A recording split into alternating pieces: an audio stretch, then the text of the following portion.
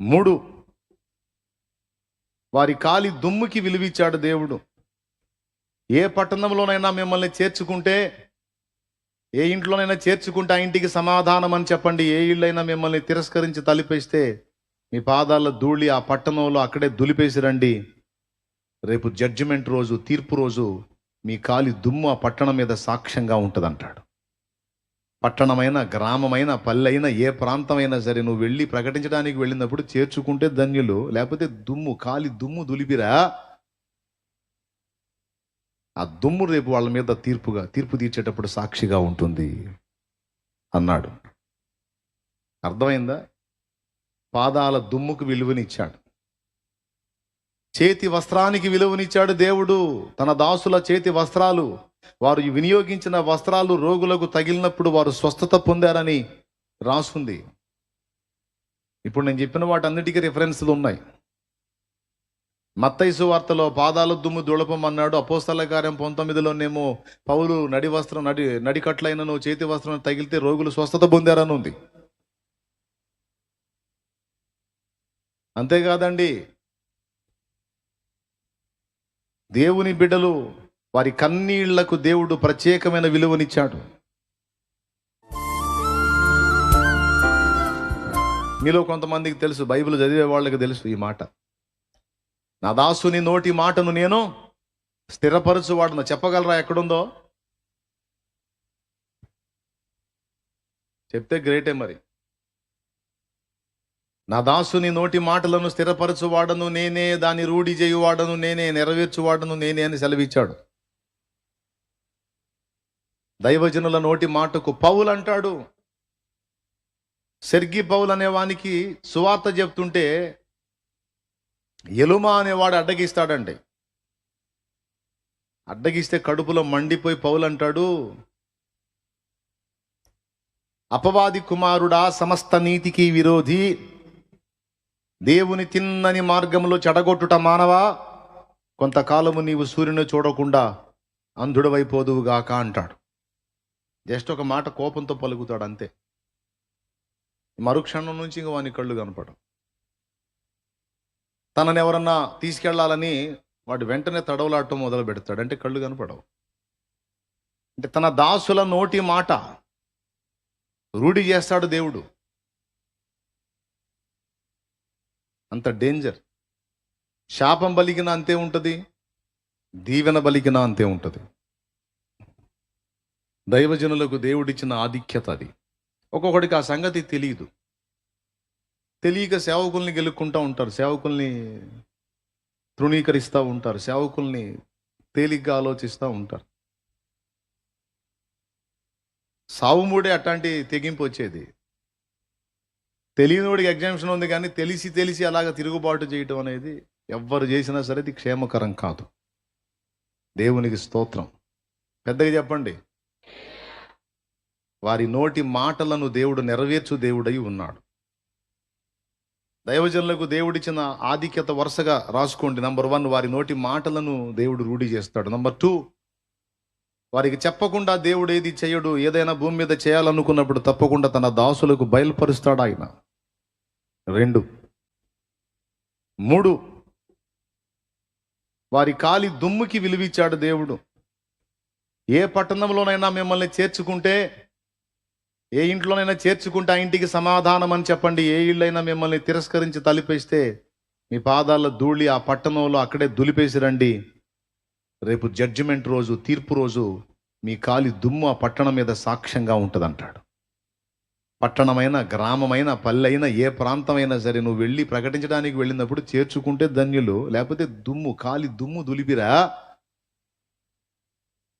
ఆ దుమ్ము రేపు వాళ్ళ మీద తీర్పు తీర్చేటప్పుడు సాక్షిగా ఉంటుంది అన్నాడు. అర్థమైందా? పాదాల దుమ్ముకు విలువనిచ్చాడు, చేతి వస్త్రానికి విలువనిచ్చాడు దేవుడు. తన దాసుల చేతి వస్త్రాలు, వారు వినియోగించిన వస్త్రాలు రోగులకు తగిలినప్పుడు వారు స్వస్థత పొందారని రాసుంది. ఇప్పుడు నేను చెప్పిన వాటన్నిటికీ రిఫరెన్స్లు ఉన్నాయి. మత్తయి సువార్తలో పాదాల దుమ్ము దుళపమన్నాడు. అపోస్తల కార్యం 19లోనేమో పౌలు నడికట్లైనను చేతి వస్త్రం తగిలితే రోగులు స్వస్థత పొందారని ఉంది. అంతేకాదండి, దేవుని బిడ్డలు వారి కన్నీళ్లకు దేవుడు ప్రత్యేకమైన విలువనిచ్చాడు. దేవుని దాసులు ఏడుపు మంచిది కాదు. ఆ మాట కూడా బైబిల్లోనే ఉంది. ఇప్పుడు నేను చెప్పిన అన్ని రెఫరెన్స్లు చూపిస్తాను, రాసుకుంటారా? నేను ఇందాక ఫస్ట్ ఒక మాట చెప్పాను. యెషయా గ్రంథం 44:1 చూడు. ఆయనను నా సేవకుడు వగు యాకోబు నేను ఏర్పరచుకుని నా ఇశ్రాయేలు వినుము.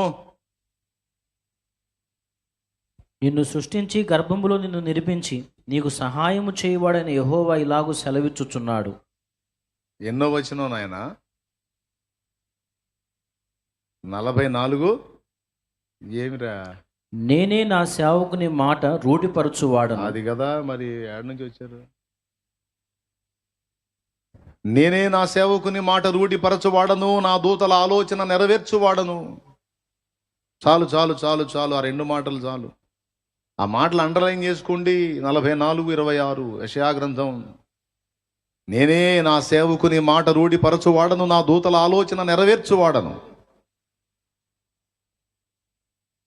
దేవుడిచ్చిన ఆధిక్యత, దైవ సేవ చేసే వాళ్ళకి, దేవుడు ఏర్పరచుకున్న వాళ్ళకి, దేవుడు అభిషేకించిన వాళ్ళకి, దేవుడు పిలిచిన వారికి, దైవ సేవ కొరకు తమను తాము అప్పగించుకున్న వారికి, దేవుని ప్రేమించిన వారికి, దైవ చిత్తము నెరవేర్చడానికి నడుం కట్టిన వారికి దేవుడిచ్చిన ఆధిక్యతలివి. వారి నోటి మాట స్థిరపరుస్తాడు. 2వది ఆమోసు గ్రంథము 3:7 తన దాసులకు ప్రవక్తలకు దేవుడైన యెహోవా చెప్పకుండా ఏది చెయ్యడు. 2 ఆమోసు 3:7 జస్ట్ రిఫరెన్స్ నోట్ చేసుకో. తర్వాత ఏమన్నాను? మత్తయి సువార్త పాదాల దుమ్ము దులిపేయమన్నాడు ఆ పట్టణములో. 10:14 చదువు త్వరగా. ఎవడైనను మిమ్మును చేర్చుకొనక మీ మాటలు వినకుండిన ఎడల మీరు ఆ ఇంటినైనా ఆ పట్టణమైన విడిచిపోఉన్నప్పుడు మీ పాద ధూళి దులిపివేయుడి. విమర్శ దినమందు ఆ పట్టణపు గతి కంటే సొదొమ గొమొర్రా ప్రదేశముల గతి ఓర్వతైనది ఎండుదని నిశ్చయముగా మీతో చెప్పుచున్నాను. వాళ్ళ కర్మ గాలిది, మీకు ఎందుకు? వద్దంటే దులిపేసి రండి నాన్న, అక్కడే వసంతం ఆడకండి అని చెప్పాడు. చేర్చుకున్న వాళ్ళకి బోధించండి, వద్దు పోరా అన్న వాళ్ళని అక్కడే దులిపేసి రండి అన్నాడు. మనమేమో ప్రేమను బట్టి చిన్నంగా ఎట్లనన్నా వాళ్ళకి అందిద్దామని తిప్పలు పడుతున్నాం, కానీ వింటే చెప్పమన్నా, లేకపోతే అక్కడే దుమ్ము దులిపి రారా బాబు అన్నాడు. తెలుసా? దైవజనుల పాదాల దుమ్ము వాళ్ళ పాదములకు విలువ ఉంది. పర్వతముల మీద సుందరములు, సువార్త ప్రకటించు వాని పాదములు పర్వతముల మీద సుందరములు. యాజకుల అరకాలు యొర్దాను నదిలో ఉంచగానే యొర్దాను పొంగి పొర్లటం ఆగిపోయింది. ఆ జలములన్నీ ఏకరాశిగా కూర్చబడ్డాయి, పక్కన పొలాల మీదకి పొర్లాయి. మందసం తీసుకొని యాజకులు ఇశ్రాయేలు యొర్దాను దాటి అవతలికి వెళ్ళడానికి మార్గం ఏర్పడింది.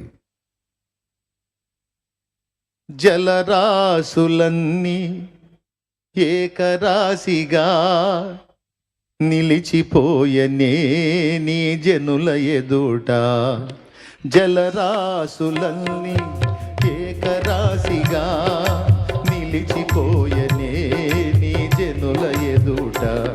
అవి భూకంపాలే అయినా, పెను తుఫానులే అయినా, అవి భూకంపాలే అయినా, పెను తుఫానులే అయినా, నీ కృపయే శాసించునా, అవి అణగిపోవునా.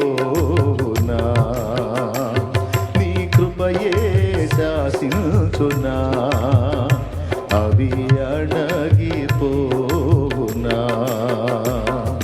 నీ కృప నాకు చాలును, నీ కృప లేనిదే నే బ్రతుకలేను.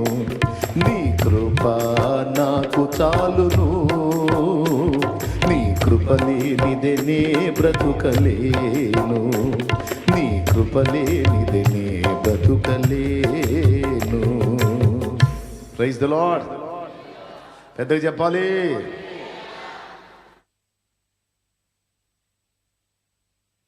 ఓబేదేదోము ఇంట్లో యెహోవా మందసము ఉంచుకున్నందుకు, ఆ మందసమునకు అంత ఆశ్రయం ఆ ఇంట ఇచ్చినందుకు దేవుడైన యెహోవా ఓబేదేదోము ఇంటిని ఆశీర్వదించెను.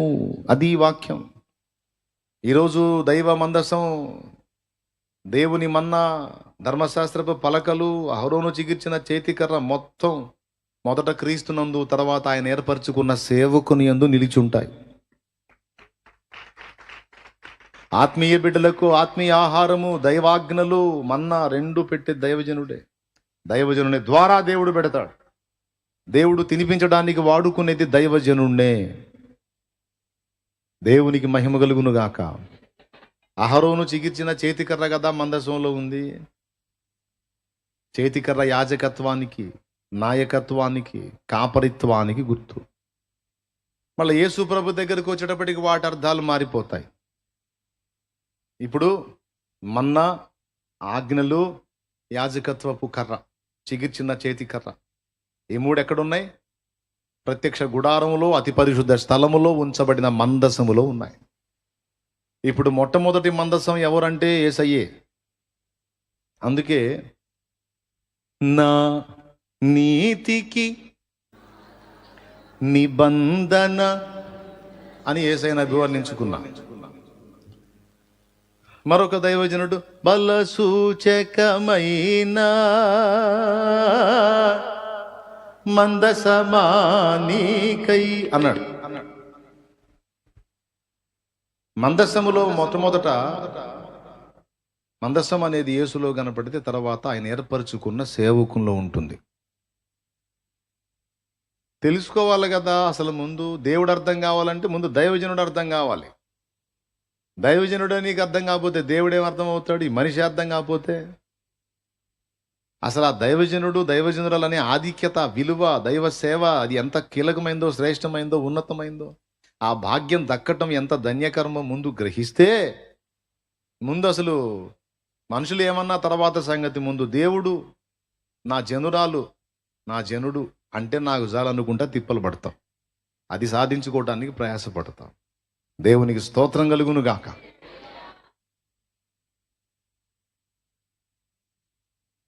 దైవజనుల్లో ఉంది, మన్నా ఉంది, 10 ఆజ్ఞల పలకలు అన్నాడు కదా, అది ఉంది, చిగిర్చిన చేతికర కాపరిత్వం ఉంది. ఇవన్నీ కలిగిన మందసం ఎలాగుందో అలాగే దైవజనుడు కూడా ఉన్నాడు. కాబట్టి మందసాన్ని ఇంట్లో పెట్టుకున్న ఓబేదేదోము ఆశీర్వదించబడ్డట్టు సమస్తం తన యందు, ఆఖరికి ప్రభుతో సహా తన యందు కలిగి ఉన్న దైవజనుణ్ణి ఇంట చేర్చుకునటం కూడా ఆశీర్వాద కారణమే. అర్థమైందా? తలుపులు వేయకూడదు, తీసి స్వాగతించాలా. ఏ ఇంట దైవజనులు అడుగుపెట్టి దేవుని మహిమపరిచారో, తృప్తి చెందారో, ఆశీర్వదించారో వారు ధన్యులు. ఖచ్చితంగా నా ప్రభువు చేత ఆశీర్వదించబడతారు. నా దేవుడు అన్యాయస్తుడు కాడు, అబద్ధాలు ఆడేవాడు కాడు.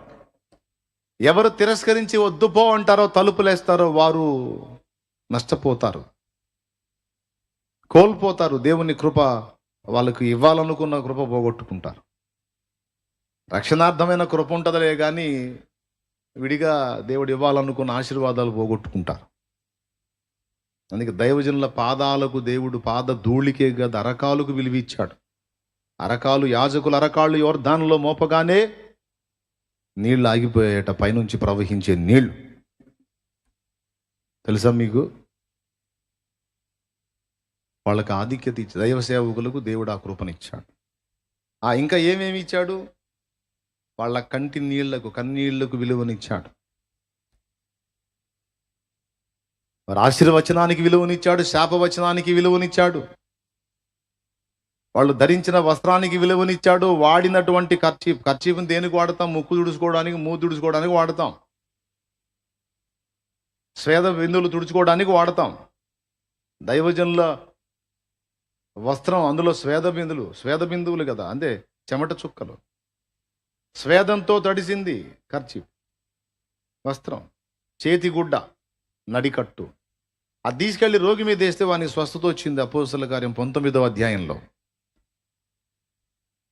అంటే దైవజనుల స్వేద బిందువులకు కూడా దేవుడు ఎంత విలువిచ్చాడో చూడండి. అది కలిగి ఉండే వస్త్రాన్ని తీసుకెళ్లి రోగి మీద వేస్తే స్వస్థత. ఇది నేను చెప్పానా? వాక్యమా?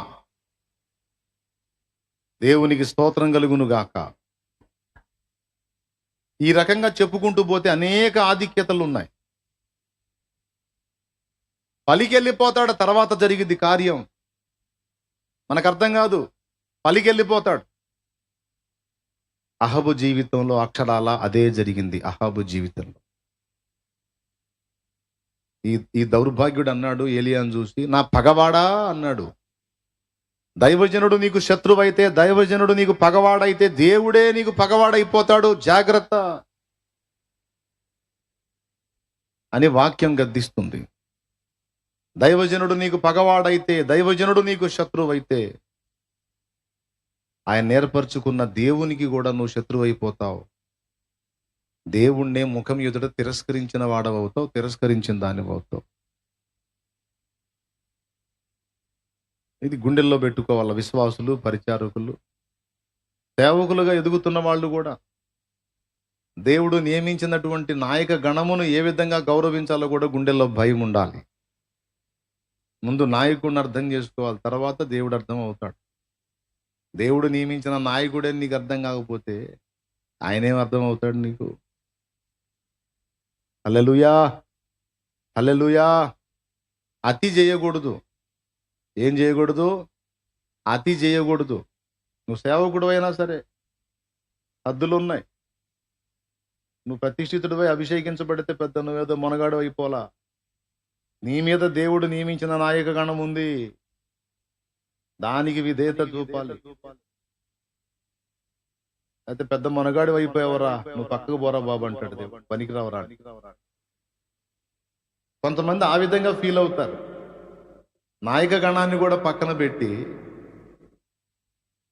ఎవరిని లెక్క చేయనటువంటి అహంభావులుగా, అహంకారులుగా తయారవుతారు. అలాంటి తత్వం కలిగి ఉన్నోళ్ళు తిప్పలు పడేదో దేవుని కోసం తిప్పలు పడితే అరాకొరా సాధించగలుగుతారేమో, కొద్ది గొప్ప ఏదో చేయగలుగుతారు, కానీ దేవుడు ఇవ్వాలనుకున్న కృపంతా పొందలేరు. ఎంత విధేయులు అవుతామో, ఎంత దీనులమై తగ్గించుకుంటామో, ఎంత నమ్మకంగా ఉంటామో, ఎంత లోబడతామో అంత కృప పొందుతాం. క్లియర్గా చెప్తున్నాను, ఇక్కడ ఉన్నాళ్ళు, లైవ్లో ఉన్న వాళ్ళు అందరికీ చెప్తున్నాను జాగ్రత్తగా.